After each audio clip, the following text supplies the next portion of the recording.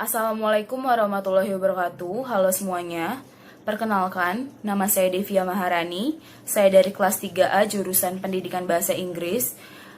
Pada kesempatan kali ini, untuk memenuhi tugas ujian akhir semester dari mata kuliah kurikulum dan pembelajaran, saya akan menyampaikan beberapa materi-materi yang telah saya pelajari di mata kuliah ini. Yang pertama adalah konsep dasar kurikulum. Jadi di dalam konsep dasar kurikulum ini ada 4 hal, yaitu yang pertama ada pengertian kurikulum, dimensi kurikulum, fungsi kurikulum, serta peranan kurikulum. Yang pertama adalah pengertian kurikulum. Jadi kurikulum merupakan perangkat mata pelajaran yang terdapat pada suatu lembaga pendidikan untuk mengarahkan proses belajar mengajar agar berjalan dengan baik dan teratur. Yang kedua adalah dimensi kurikulum. Kurikulum berdasarkan dimensi kurikulum ini dibagi menjadi 4, yaitu kurikulum berdasarkan dimensi ide, kurikulum berdasarkan dimensi aktivitas, kurikulum berdasarkan dimensi rencana, serta kurikulum berdasarkan dimensi hasil. Selanjutnya adalah fungsi kurikulum. Fungsi kurikulum ini pada dasarnya adalah sebagai sarana untuk mengukur kemampuan diri dan konsumsi pendidikan.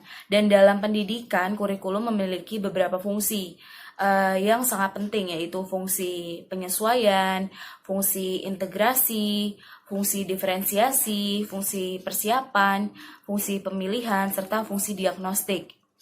Selanjutnya adalah peranan kurikulum. Kurikulum mempunyai 2 peranan, yaitu peranan konservatif dan peranan kreatif. Selanjutnya adalah materi tentang konsep dasar pembelajaran. Yang pertama ada hakikat belajar. Menurut Genge ini salah satu ahli, beliau mengatakan bahwa belajar adalah suatu proses di mana suatu organisme berubah perilakunya sebagai akibat dari pengalaman. Dari pengertian tersebut, terdapat 3 unsur pokok dalam belajar, yaitu proses, perubahan perilaku, serta pengalaman. Yang kedua adalah hakikat pembelajaran. Jadi pembelajaran adalah suatu yang dilakukan oleh seorang guru atau pendidik untuk membelajarkan siswa yang belajar. Selanjutnya adalah landasan konsep pembelajaran. Nah, landasan konsep pembelajaran ini ada 5 hal, yaitu landasan filsafat, landasan psikologi, landasan sosiologi, landasan komunikasi, serta landasan teknologi. Selanjutnya adalah proses pembelajaran. Jadi, dalam proses belajar mengajar akan terjadi 4 tahapan, yaitu persiapan atau preparation, penyampaian atau presentation, latihan atau practice, penampilan hasil atau performance. Selanjutnya, yang ketiga, kita akan membahas tentang landasan pengembangan kurikulum.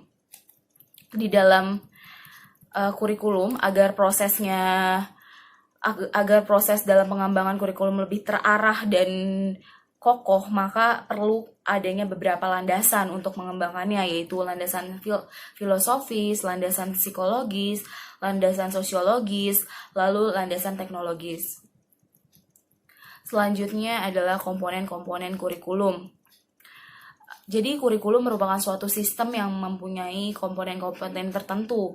Misalnya adalah seperti yang saya tampilkan di PPT ini, yaitu komponen tujuan, komponen isi, komponen metode, serta komponen evaluasi. Materi selanjutnya adalah pembaharuan kurikulum.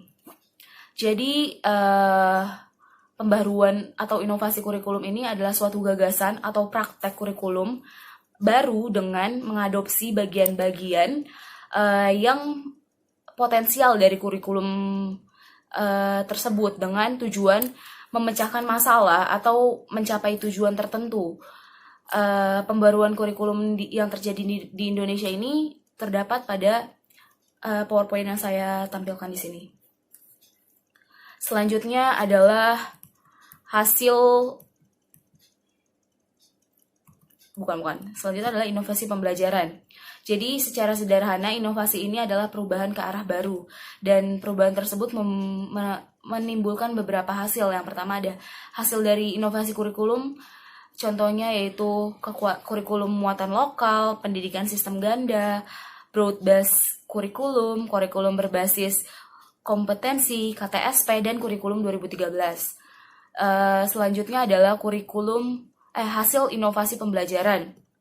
Jadi dari hasil inovasi beberapa temuan baru yang merupakan hasil dari inovasi pembelajaran ini sudah banyak yang hasilnya, yaitu antara lain model pembelajaran brain based learning, model pembelajaran LCBT atau lateral computer based tutorial, serta model pembelajaran ICARE atau Introduction, Connection, Application, Reflection, dan Extension.